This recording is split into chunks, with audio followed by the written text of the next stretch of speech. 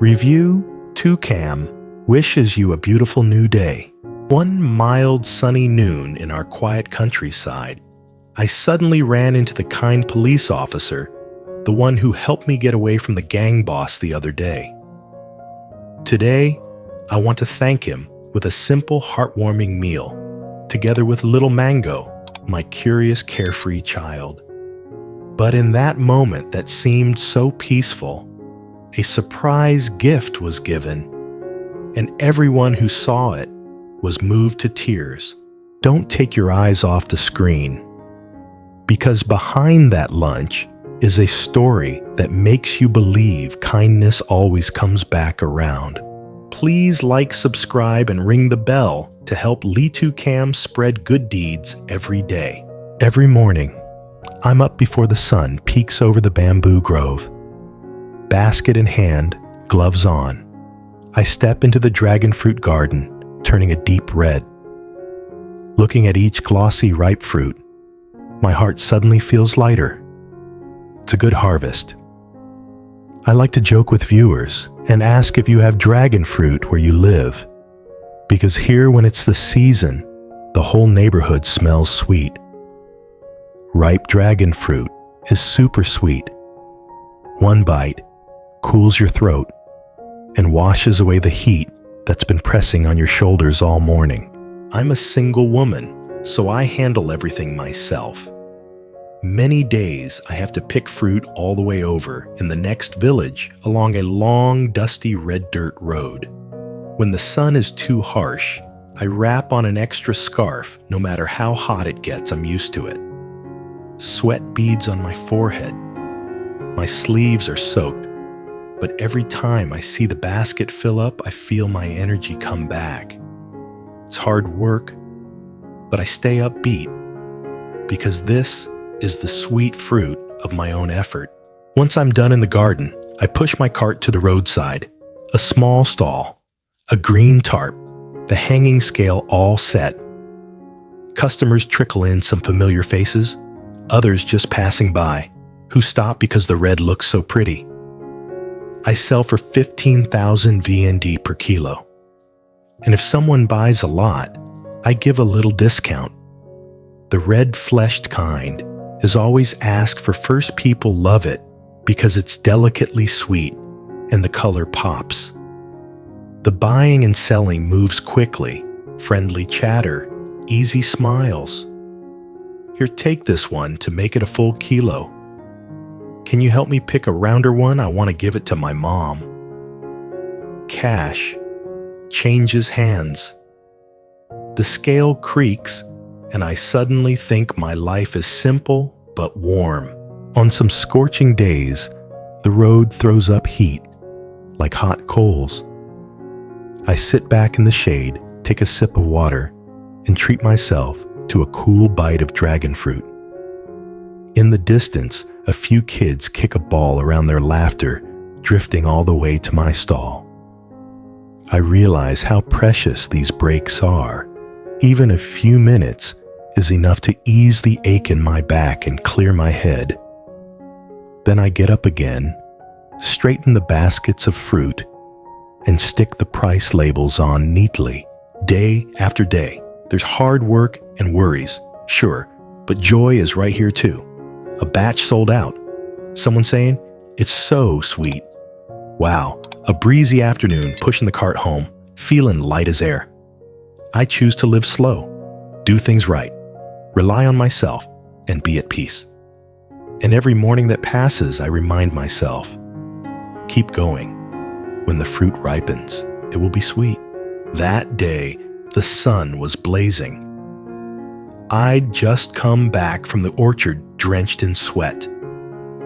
I was fumbling with the stove to cook lunch when I heard a motorbike stop at the gate. I turned around, startled, then burst out laughing. "Oh, Officer Nam, I'm just starting lunch." Nam, the community policeman everyone around here likes, took off his helmet with a gentle smile.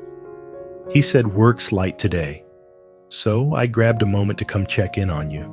His voice was warm, soft, and sincere. The way he talked wasn't formal at all, more like an older brother I've known for ages. I felt myself relax, and the soreness in my arms seemed to melt away.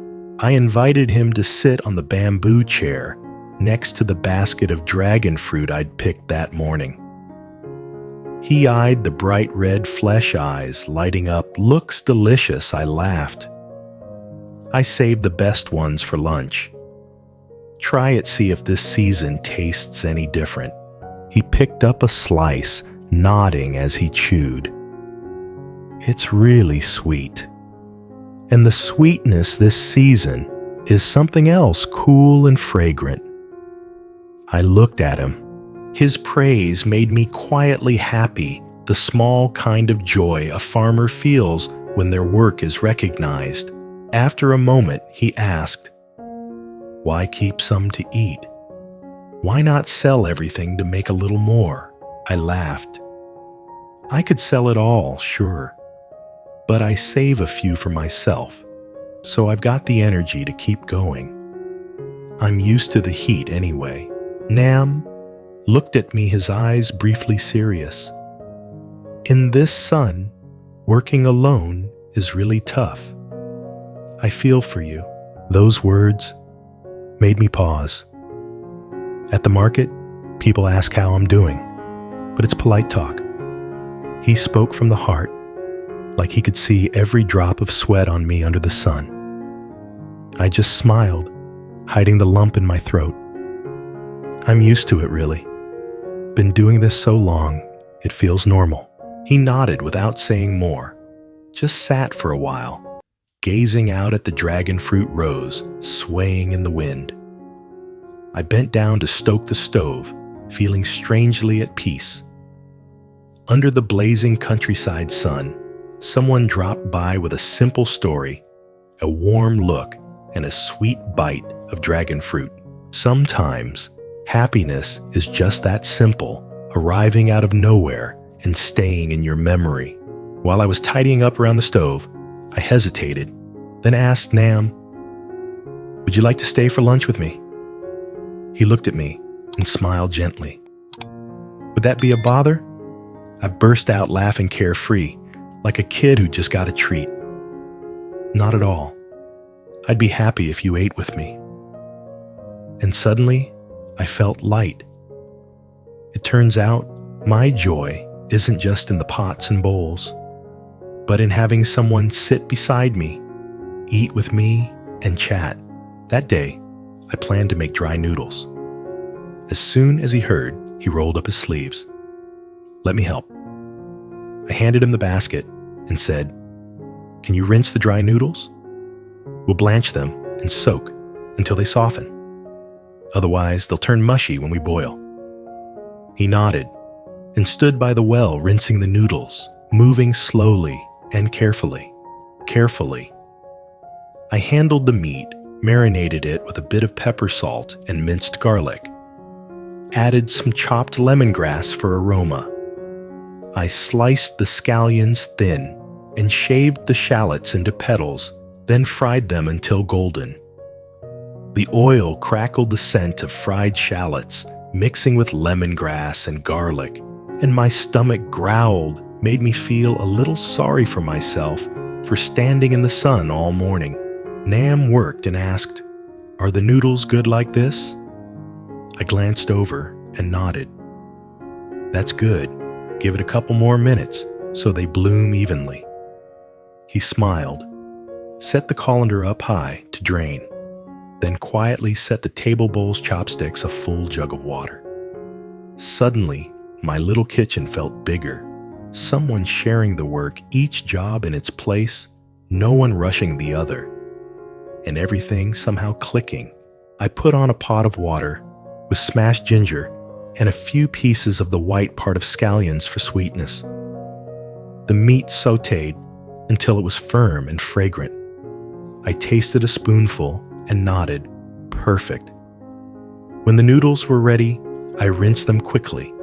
In boiling water, divided them into bowls, ladled in clear broth, sprinkled scallions and ground pepper, then drizzled on scallion oil, with a few crunchy fried shallot slices.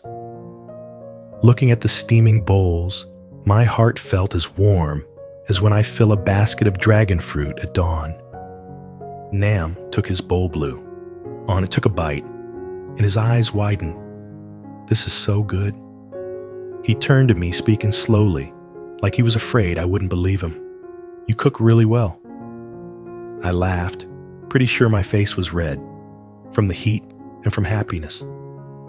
He ate more, nodding as he said, "When we cook like this, it's safer than eating out. Making it ourselves is more and shin more safe."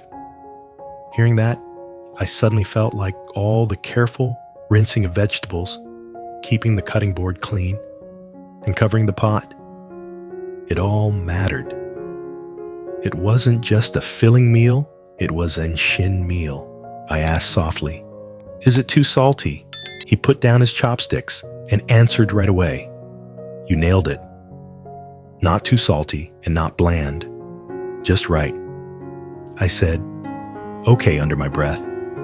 Feeling that quiet joy when someone understands your taste and you just happen to match theirs too. Simple but lasting. The fan in the corner, he brought it over for me the other day. Sitting under its cool breeze, I smacked my lips and said, "Good thing you, for giving me that fan. Without it, even a meal like this would feel hot." He smiled. "It's just a small thing, as long as it helps you feel less tired." The fan hummed, the noodles looked glossier, and the sweat on my back started to dry. Outside, the sun was blazing, but inside this tiny kitchen, the meal felt cool. We ate slowly. Now and then, he shared little stories from the commune office, and I told him how customers this morning praised the dragon fruit for being sweet as honey. At the end, he set down his chopsticks, patted his stomach, and chuckled softly. "I'm full. But your cooking was so good that I had to finish it." It sounded like teasing, but he meant it. I looked at the empty bowl and felt like all my effort, from rinsing the noodles, to seasoning the meat, to frying the shallots, was appreciated by the simple act of taking one more bite. It sounds simple, but it's warm. As we cleared the dishes, I brewed a pot of tea.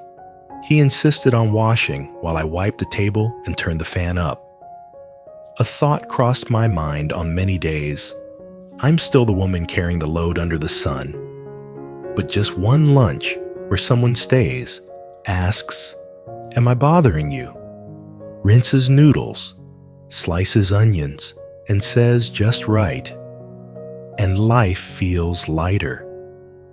The meal may be small, but being there for each other is enough. When he put on his helmet to leave, I reminded him, "It's hot this afternoon, ride slow." He nodded, smiling. "If I'm free later, I'll drop by again. But next time, let me cook." I shook my head, laughing. "Then I'll be your sous chef." The gate clicked shut. I went back inside the fan, still cool, the smell of fried shallots lingering, and my heart felt buoyant like I'd just taken a bundle of sunlight off my shoulders. After eating, I carried the bowls to the basin.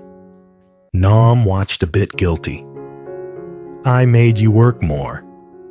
I smiled to reassure him. "Not at all. Cooking for one more person just means one more bowl and pair of chopsticks I'd be cooking anyway." Then I worried about him instead. "You're already tired from work. Coming here to help me clean, I'm afraid it'll wear you out." He waved it off. "It's easy, no trouble at all." Then he looked at me with concern. "You're the one who works hard harvesting all day to make a living." Seeing he had a bit of time, I suggested we tidy the yard for fun and to make things less tiring later on. We put on our hats, went out to the yard, pulled weeds, hoed the soil to clear the drainage, to prepare for the coming rains. He held the hoe and showed me as he worked dig straight down like this so the ditch gets wider. I kept pace, pulling weeds along the banks to keep the yard around the house clean. The sun was directly overhead, and sweat dotted my face.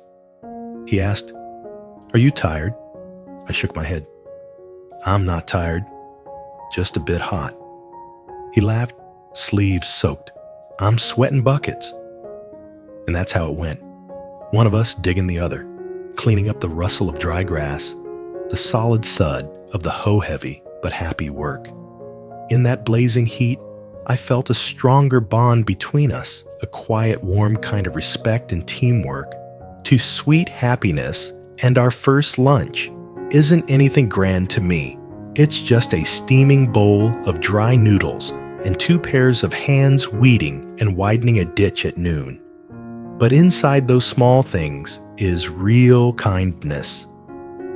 Nam, a police officer who serves the community every day, stepped into my small kitchen with sincerity, asking if he'd be a bother, rolling up his sleeves to rinse the noodles, saying the seasoning was just right, then heading outside to show me how to hoe the soil so the ditch opens up and the yard stays clean.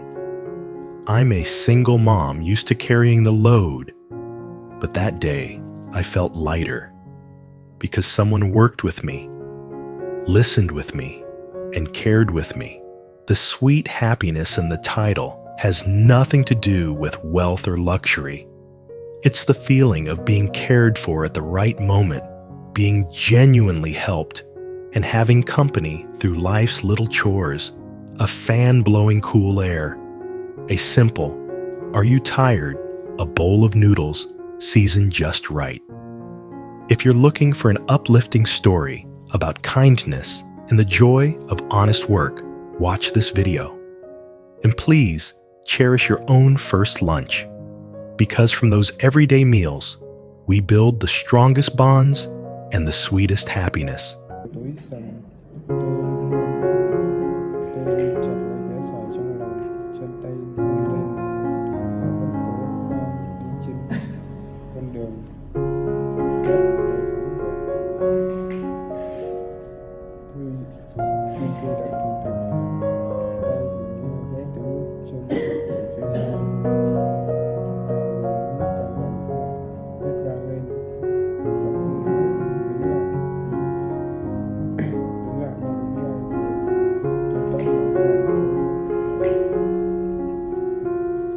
Tôi gào lên trong tuyệt vọng, có ai không cứu được tôi với. Nhưng đang làm gì mà phải chứng những bề sai thép tiếng khóc của con như xé nát trái tim.